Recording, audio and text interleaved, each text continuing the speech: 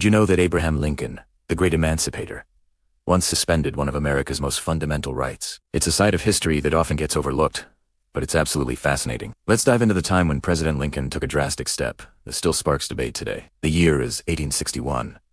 The Civil War has just erupted, and the nation is tearing itself apart. Washington, D.C., the Union capital, is in a precarious position, sandwiched between the Confederate state of Virginia and Maryland, a state with strong Southern sympathies. Pro-Confederate groups in Maryland were actively sabotaging Union efforts, destroying railroad bridges and cutting telegraph lines to isolate Washington. Faced with this immediate threat to the capital and the war effort, Lincoln made a controversial decision. He authorized his military commanders to suspend the writ of Habeas Corpus along the rail lines between Washington and Philadelphia. So, what exactly is Habeas Corpus? It is a legal principle that says the government can't just lock you up and throw away the key. It requires that anyone arrested must be brought before a judge to determine if their detention is lawful. It's a cornerstone of civil liberties, a safeguard against tyranny. By suspending it, Lincoln essentially gave the army the power to arrest and detain individuals suspected of rebellion or disloyalty without a trial. One of the most famous cases was that of John Merriman, a Maryland farmer and militia lieutenant accused of destroying railroad bridges. He was arrested by the military and held at Fort McHenry. Chief Justice Roger B. Taney,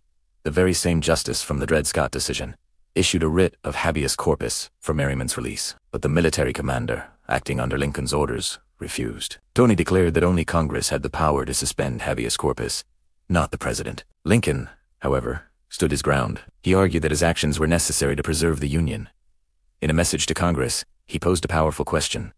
Are all the laws but one to go unexecuted, and the government itself go to pieces, lest that one be violated? He believed that in a time of rebellion, the president had the authority to take extraordinary measures to save the nation. Over the course of the war, thousands of people, including newspaper editors, politicians, and ordinary citizens suspected of sympathizing with the Confederacy, were arrested and held without trial. This raised profound questions about the balance between national security and individual freedom. Was Lincoln a tyrant who trampled on the Constitution, or was he a pragmatic leader doing what was necessary to win the war and save the Republic? Historians are still debating this. What is clear is that this episode shows just how fragile our liberties can be during times of crisis. It's a complex and challenging part of Lincoln's legacy, reminding us that even the greatest leaders can face impossible choices.